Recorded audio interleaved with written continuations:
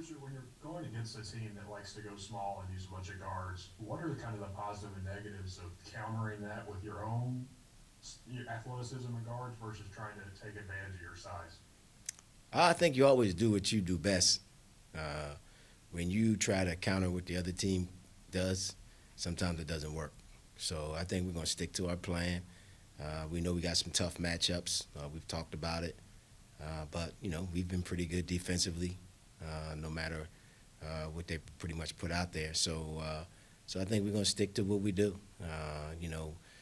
We have a size advantage. We hope that we take advantage of that on both ends of the floor with rebounding and posting the ball. But I don't think at times I think you have to do what you do best. And if it calls for you to go small, then sometimes you would go small. But right now, I think we just got to try to do what we do best.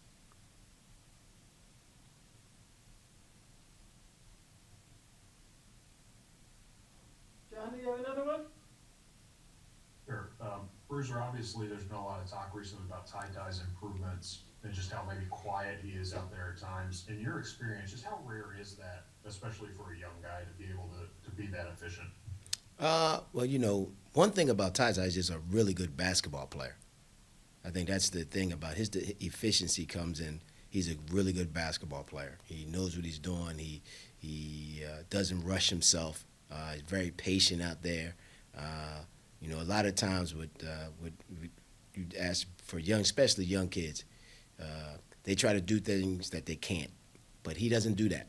I think that's the thing that makes him really special.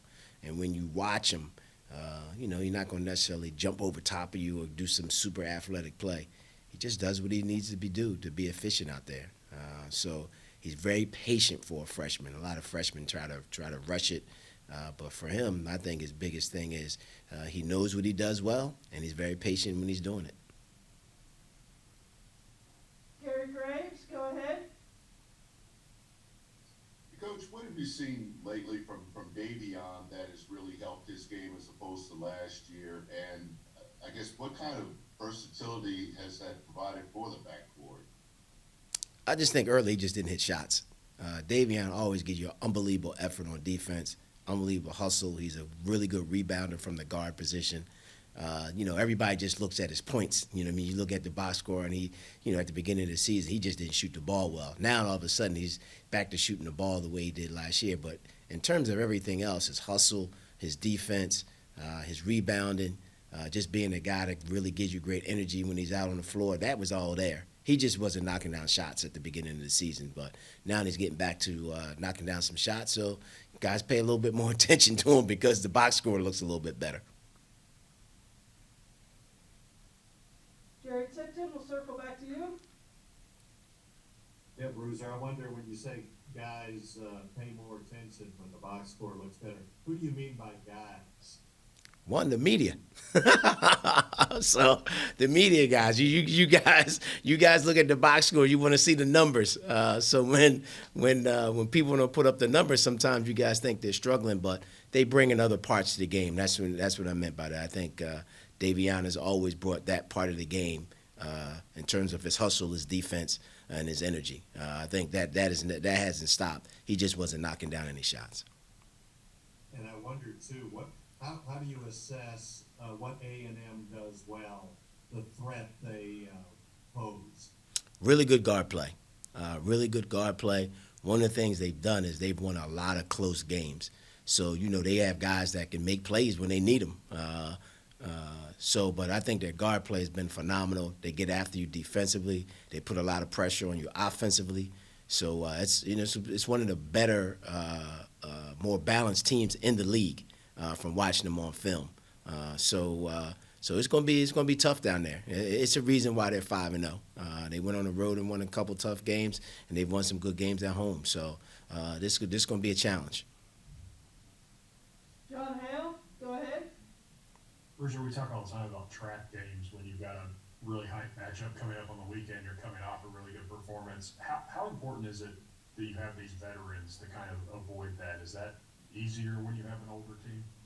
You don't have a trap game when the team you're playing is 5-0 and they're in first place in the league.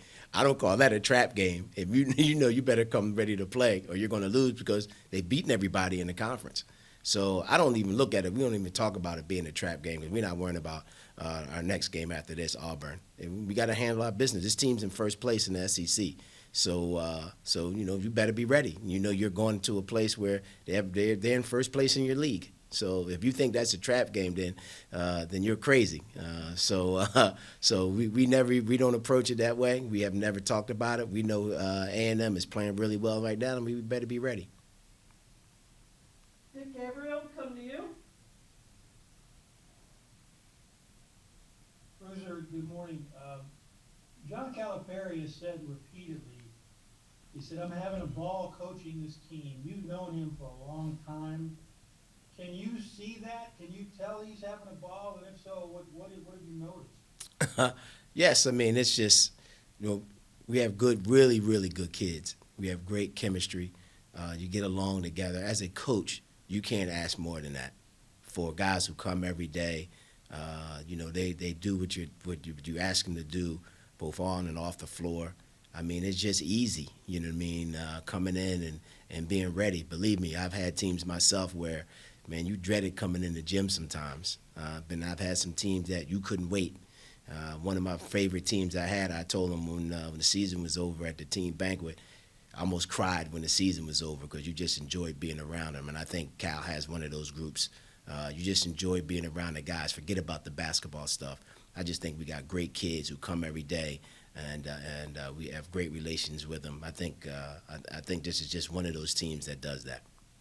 Well, and other than the extra pass, you mentioned the chemistry. Other than an extra pass, on the floor, what do you see in a team that has good chemistry? How does that manifest itself?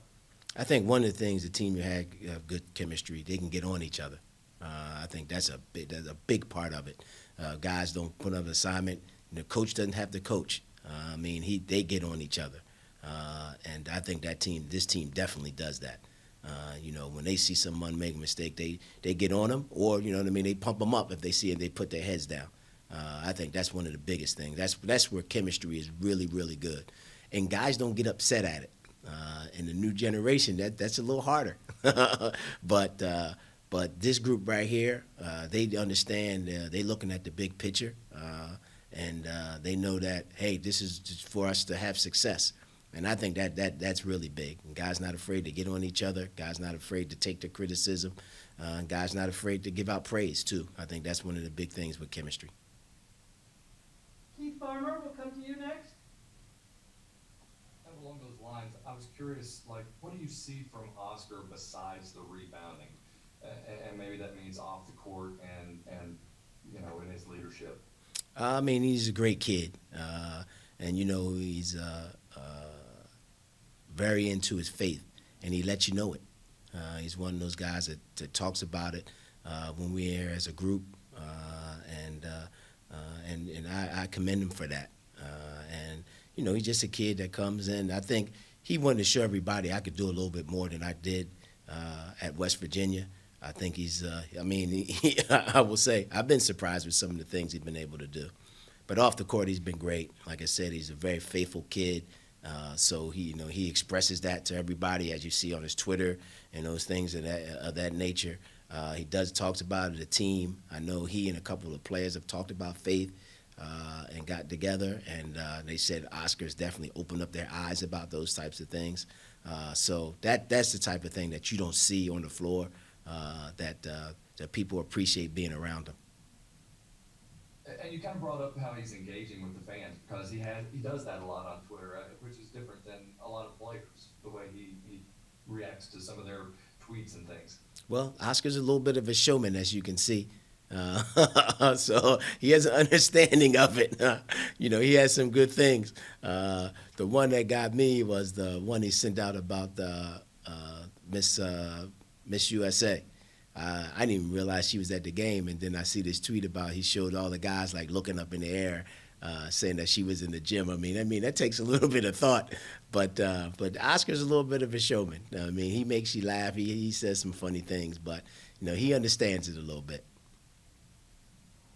Jerry Tipton, go ahead. Yeah, Bruiser, you mentioned that some guys are willing to tell a teammate, hey, get it together or whatever the advice would be? Who are some of the guys that kind of take on that role? I mean, Sahvir, Keon, those guys are pretty good. Davion, those guys are the older guys that have been involved with it a little bit. Keon and Davion they've played here. Sahvir as the point guard, you want your point guard to be that way. You want him to be the coach on the floor. You want him to be a little bit of a general. So I think those guys do a really good job of leadership and making sure we're doing what we're supposed to do and showing up to prepare to get ready for games. And you mentioned the media being maybe a little too interested in points and the box score. Back in your playing days, how much did you focus on scoring? Everybody focuses on scoring. I mean, that goes without a doubt. I tell all my buddies' kids, I say, you want to get in the paper? Shoot the ball. That's what I say to them. When I sit down and talk to my guys who got kids now, they say, man, I want you to sit down and talk to my son. Yo, man, you want to get in there? Put the ball in the basket. That gets their attention. It always has, and it always will. Keith Farmer, we'll circle back to you. Yeah, I'm just curious, the kind of interactions you may have had with Joe B. Hall or anything that you remember about him from past days, if there was any. I didn't really we went to a few times with Cal to see him at the nursing home. But I remember Gene Banks was from Philly. He was from my neighborhood. And I remember the Duke Kentucky championship game because, I followed Duke because of Gene Banks. And that was the first time I really saw Goose Gibbons. So now I want to see him almost every day. So, when you're a basketball player, you remember those guys. So when I first got here, that was one. When he showed up the first day at practice, I was like, oh, man, that's Goose Gibbons. You know what I mean? So those are the types of things. Clarence Tillman came out here and played. He's another Philly guy who just passed away. So you follow those guys. So, they played for Joe B. Hall. And one of the things that really made it interesting, I go back a little ways and some of the guys I didn't realize that were from Kentucky that was on those teams like Dirk Mennefield and Melvin Turpin. I thought those guys I didn't realize that not only from Kentucky, they were like right from here. Even Goose was from here. So that's one of the things that interested me that's going back because I like to go back and check out the history and where guys came from and all those things like that. And looks like he did an unbelievable job in this area and getting kids from this area to come to Kentucky. Guard Sahvir Wheeler, you want to use the raise hand feature? We'll open it right up to questions.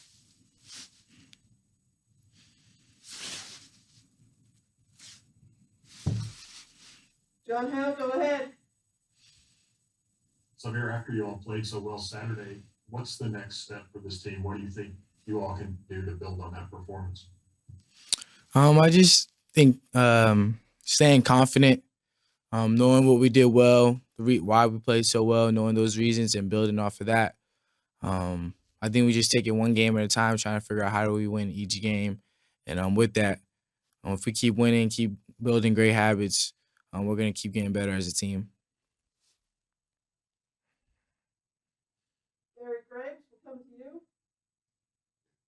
Sahvir, what do you like about the backcourt's depth right now? I mean, with Davion coming on as a scorer, your return and you're shooting the ball more. How diverse do you feel like this backcourt is now, and how do you feel like that helps you all going forward?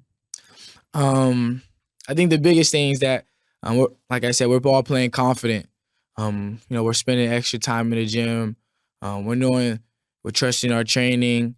And we're veteran. We have a veteran backcourt outside Ty, but Ty is as mature as he gets. He plays the game at his own pace, and he's playing confident. But with us three, as Kellen, Davion, and myself, we kind of know what to expect in and out.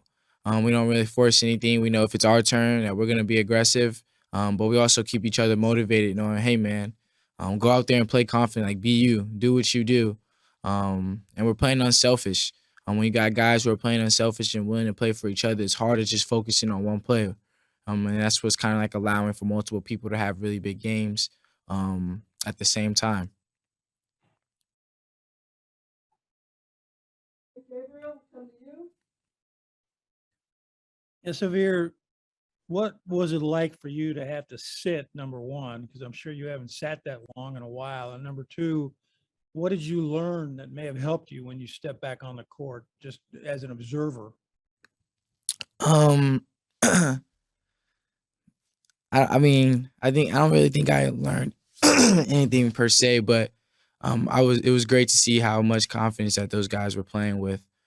We were playing loose, playing off, Ty, Oscar, Kellen, Keon, Davion, their success, even Jacob, he had a pretty good game at LSU. Guys are on a high. Guys are playing confident. They're playing for each other. They're playing loose. And when I came back, I didn't want to interrupt that at all since guys were in a rhythm. I just came back, um, making sure everybody's good, keeping everybody happy, moving the ball, being unselfish. And when I had my opportunities, I took them. But we're playing really well right now, and I'm here so we can kind of stay on that. Keeping these guys motivated, keeping them loose, keeping them focused on that main goal. Like, hey, we're not done. Just because we won a game, it's not over. We have higher expectations of winning the whole thing. So keeping us focused on that and keeping it or taking it game by game.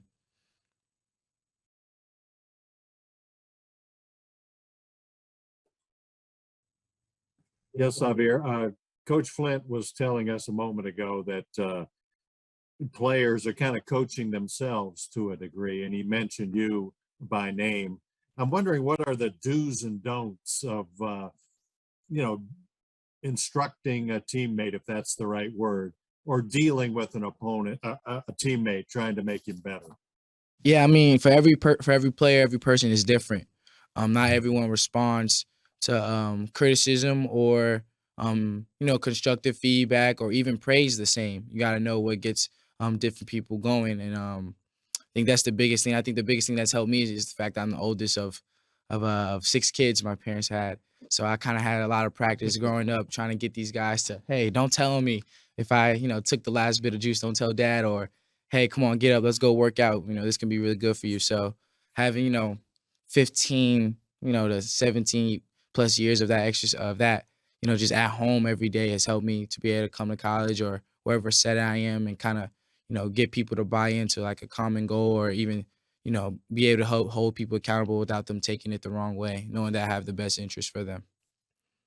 And just as a follow, what sort of things do you look for as to tell you, what the instruction or the help you're trying to provide, how it's being received? I mean, is it smiles, frowns, cussing? What sort of things is it? I mean, most of the time I do it with a smile. I mean, most of the time I start off with, "Hey, you're doing this right, but here you can do this to make sure, or watch out for this because you're doing everything else right. Just add this to it."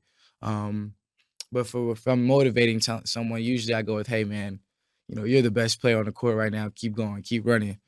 Um, man, you're doing some great stuff. Like I'm coming back to you." So that kind of stuff is just the basic stuff that you don't have to say a lot, but it goes a long way knowing that it kind of register to a player like, hey, he cares for me, he sees what I'm doing, so I'm gonna keep going hard for him and for the team. Keith Farmer, we'll go to you next. I know you're supposed to take them one game at a time and they're not supposed to have any more importance, but for you to go back so close to home to maybe a program that you've seen, what does that mean to you when you get a chance to do that? Um, like you said, it's every team is the same. I think I just get more excited knowing the fact that I am in Texas and I am gonna see my family. The mission is still the same, going there and win the game. But definitely I'm a little happier knowing that I'm going to Texas and I'm going to see my parents before the game. After the game, get to see my friends, all my siblings. So it's definitely something extra there. But as far as the game, I'm going in there and do whatever I can to help the team win. John Hemp, circle back to you. On those same lines, Sahvir, obviously you were committed to A&M for a while in high school under the previous staff. What are you telling guys about the environment, what to expect in terms of, hostile road crowd tomorrow? I mean, I think we can expect the same thing we expect every time we go on the road. I mean, we're Kentucky. Um, I'm expecting there's going to be a sellout crowd. It's going to be super, super loud. Um, but we've had some tests before. We've finally got our first road win, so I think we know what to expect and what it's going to take for us to win down there.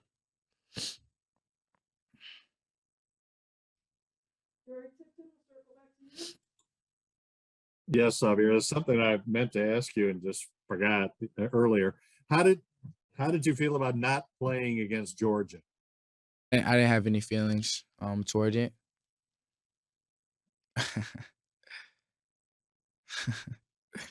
Gary Craig, go ahead.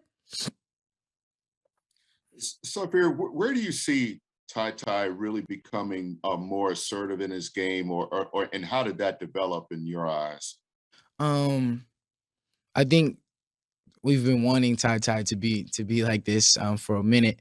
Um, I think him is just being more comfortable, more confident. Um, this stuff is what he's doing now is not new to us. That's why it's not a big thing because we've seen what he's capable of all through the summer, all through practice, and now he's just finding his stride. Not everyone blossoms the first time they get on the court. It takes some time, takes a minute, and now he's finally get it. He's hit his stride. He's playing super confident. And he knows that we need that from him. He knows that we want that from him. Like, go ahead, bro. You have the green light because he plays so unselfish. It's not like he's gonna become a black hole and he's not gonna pass, he's not gonna look for others. He naturally is unselfish. He naturally just wants to win.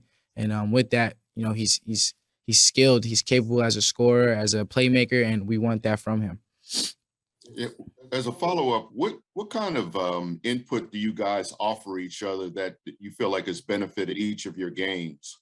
Yeah, for me, especially when I'm not in the game or he has the ball sometimes, I tell him like, yo, if the defense is doing this, on the ball screen coverage, man, attack it, stay with it. Or, if he's there, watch him, rotating down from the weak side, you'll have the corner pass, you'll have Oscar on the roll. So different things like that from my vantage point that I can help him with. And to me, he just be like, yo, give me the ball. I'm like, all right, bro, I got you. Farmer, we'll circle back to you. Kind of along what Jerry was asking, what did Tom Crean say to you before the game, and was it kind of an awkward moment? He was just like, "What's up? Get healthy," along those lines. Um, I mean, it wasn't necessarily awkward, but he did grab my neck. It made me uncomfortable a little bit, but it was nothing out of the regular. Just asking how I was doing and telling me to get healthy.